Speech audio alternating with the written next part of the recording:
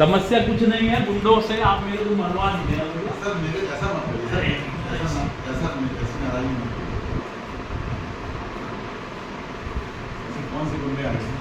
अरे ना सारे गुंडे चारों तरफ हाहाकार मचा है। उन्होंने बोला है कि मैं तो एडिशनल एसपी आईजी ने बोला है प्रदीप पटेल से कत्ल करके आए, उसको इनाम देंगे। क्या बात कर रहे हो आप? बोले हो, आप हमको बता रहे हो, आप बताओ कि क्यों ऐसा करते हो आप? हमने तो ऐसा कुछ नहीं किया।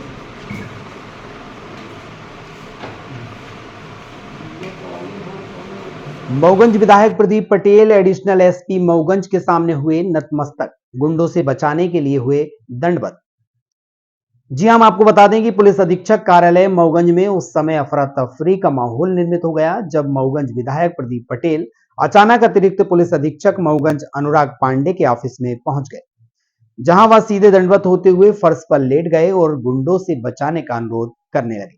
अतिरिक्त पुलिस अधीक्षक मऊगंज कुछ समझ पाते इसके पहले ही प्रदीप पटेल सीधे जमीन पर दोनों हाथ जोड़कर लेट गए।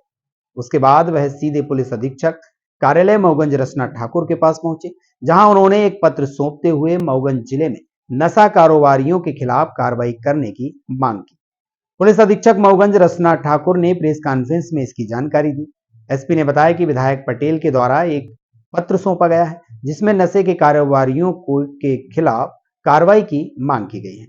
हालांकि एडिशनल एसपी के कार्यालय में विधायक का नतमस्तक होना अभी भी रहस्यमय बना हुआ है।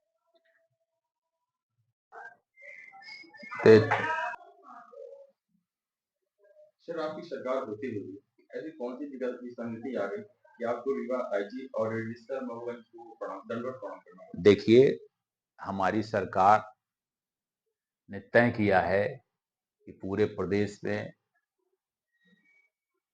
जो माफिया है, चाहे वो नशे के माफिया हो, किसी तरह माफिया हो, उनका विरोध करना है। और जनता ने यही विश्वास दे करके 5वीं बार भारतीय जनता पार्टी की सरकार बनाई है। केंद्र में हमारी 3री बार सरकार बनी।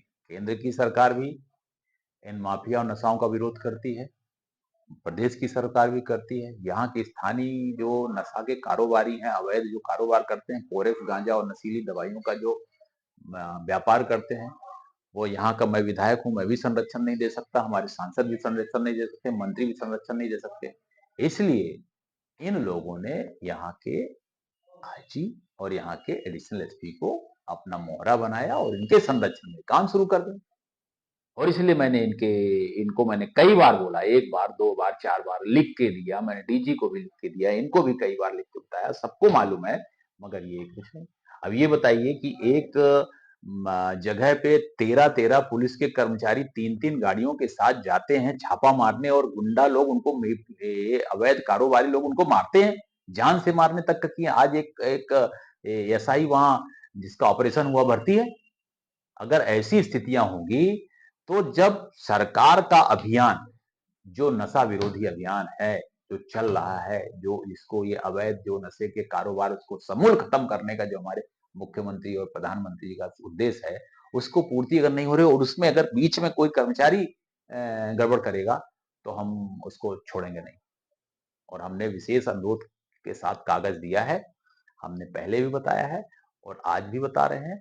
और मुझे पूरा भरोसा है कि हमारी इस बात के संज्ञान में माननीय मुख्यमंत्री, सरकार में बैठे हुए लोग लेंगे और जो जरूरी होगा वो कार्रवाई करेंगे। पूरे 40 साल से यहाँ की विशेष मांग है कि हमारे इस मऊगंज क्षेत्र से नशा के, अवैध नशे के कारोबार को बंद किया जाए।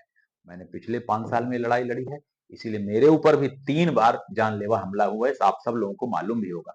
और आज फिर वही धमकी आ रही। तो क्या ये आईजी और ये एडिशनल एसपी सरकार से ऊपर हो गए हैं? और इसलिए मैंने उनको कल पत्र भी दिया है, एसपी को भी दिया है, डीआईजी को भी दिया, आईजी को भी दिया, डीजीपी को भेजा है। तो ये जो नशे की खेप आती है, चाहे वो गांजा हो, चाहे कोरेक्स हो, चाहे अन्य मादक पदार्थ हो, ये कहाँ से आती है, तो रोहत से जाती है? देखिए, ये हमारा जो ये यूपी का बॉर्डर है, यहाँ से बिहार से लेकर के और कलकत्ता और हमारा पश्चिम बंगाल तक का मार्ग यही है। और ये बॉर्डर में इधर से समाप्त तरह के अवैध रूप से सामग्रियां आती हैं। हम एक बार जबलपुर ढाबे में बैठे तो वहां पे लोग यही चर्चा कर रहे थे कि हमारे यहाँ जो अवैध माल आता है वो हनुमानगढ़ से आता है। मतलब ये बॉर्डर है, यहाँ पे मेन अपराधता। वही तो मैं आपसे कह रहा हूँ कि जब सरकार हमारा संरक्षण नहीं दे रही है, मैं विधायक हूँ संरक्षण नहीं दे रहा हूँ, सांसद नहीं संरक्षण दे रहे, तो किसके संरक्षण में आखिर ये अवैध कारोबार चल रहा है? तो इन्होंने जो ये माफिया लोग हैं, जो ये कोरेक्स गांजा और इसके तत्व चला रहे हैं, जो कहीं ना कहीं कांग्रेस से जुड़े हुए लोग रहते हैं। मेरा कहने का तो ये लोग फिर इन्होंने सोचा कि अब तो सरकार को पकड़ नहीं सकते, संरक्षण ले नहीं सकते, विधायक सांसद इसमें संरक्षण दे नहीं सकते, तो उन्होंने अधिकारियों को पकड़ लिया, आईजी को पकड़ लिया। अब आईजी के सामने किस अधिकारी की हिम्मत है, किस पुलिस वाले की हिम्मत है कि वो नशा विरोधी अभियान में किसी को पकड़ने जाएगा? और फिर ऊपर से हमला कर दिया है, 4 पुलिस वाले घायल हो गए, तो फिर तो और किसी की हिम्मत नहीं होगी। इसलिए इसमें पूर्ण रूपेण से षड्यंत्र में ये माफिया लोग हैं, उन्होंने 1-2 लोगों को लिप्त किया है और उसके माध्यम से ये सब चला रहे हैं। निश्चित कार्रवाई होगी। कि कार्यालय में दंडवत हुए दिख रहे हैं, क्या मामला है सर? हाँ, ये वीडियो मेरी भी जानकारी में आया है और आदरणीय विधायक जी ने मुझे भी एक पत्र दिया है। उसमें उन्होंने नशे की कारोबार करने वालों के विरुद्ध कड़ी कार्रवाई करने के लिए लिखा है और विगत कई दिनों से हम लोग इसमें आदरणीय आईजी साहब के निर्देशन और मार्गदर्शन में कार्रवाइयाँ नशे के विरुद्ध करते रहे हैं। अभी हम लोगों ने 7 क्विंटल गांजा पकड़ा था और अवैध शराब और कोरेक्स पर भी हम लोगों ने कार्रवाई की है। माननीय विधायक जी ने कुछ जानकारियाँ और हमारे संज्ञान में लाई है, तो उसके लिए हमने टीम का भी गठन किया है और हम जो है आगे भी इसी तरह से नशे के विरुद्ध कार्रवाइयाँ करते रहेंगे। अगर आप ये वीडियो YouTube पर देख रहे हैं तो हमारे चैनल को सब्सक्राइब करें और बेल आइकन को दबाना ना भूलें। अगर आप Facebook पर ये वीडियो देख रहे हैं तो हमारे पेज को लाइक करें।